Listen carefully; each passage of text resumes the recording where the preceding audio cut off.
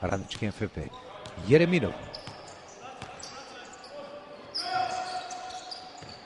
Ponovo visoko i da pokaže da može da pogodi i za 3 poena. Da prenese ovu loptu i ide pas na vreme i lepo se otvara i završava. 8-5 vodi Radnički FNP. Jereminov. Janjušević još jednom za 3 i njegova druga trojka.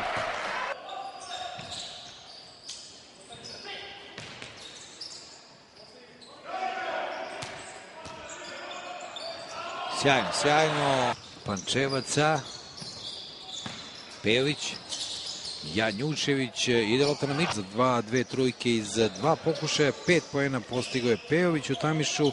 4 Mičeta i Lalić 5 poena. Najefikasniji u FNP-u Đokić 8.